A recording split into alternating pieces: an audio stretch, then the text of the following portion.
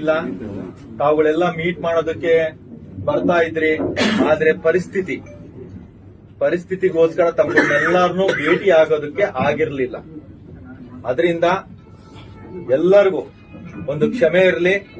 ಮುಂದಿನ ದಿನಗಳಲ್ಲಿ ನಿಮ್ಮೊಂದಿಗೆ ಯಾವತ್ತಿಗೂ ನಾನು ಇರ್ತೀನಿ.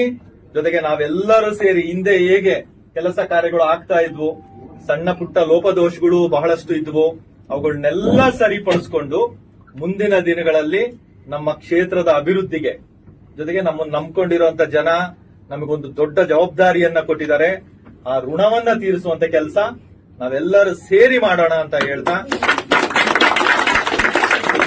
ನಿನ್ನೆಯಿಂದ ಬಹಳಷ್ಟು ಜನ ಕಾಯ್ತಾ ಇದ್ದೀರಾ. ಈಗ ಸಮಾಧಾನವಾಗಿ ಎಲ್ಲರೂ ಫಸ್ಟ್ ಊಟ ಮಾಡ್ಬಿಡೋಣ.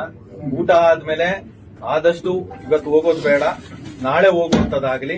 ಇವತ್ತು ಆದಷ್ಟು ಹಾಲ್ಟ್ ಆಗ್ಬಿಡ್ರಿ, ನಾಳೆ ಪಯಣಗಳನ್ನ ಬೆಳೆಸ್ರಿ. ಇನ್ನೇನು ಅತಿ ಹೆಚ್ಚಿನದಾಗಿ ಹೇಳುವಂತದಿಲ್ಲ, ಯಾಕಂದ್ರೆ ಭಾಷಣ ಮಾಡ್ದಾಳೆ 4 ವರ್ಷಗಳಾಗ್ಬಿಟ್ಟೆ. ಅದರಿಂದ ತಮ್ಗಳಿಗೆಲ್ಲರಿಗೂ ಹೃದಯಪೂರ್ವಕವಾಗಿ ಧನ್ಯವಾದಗಳು.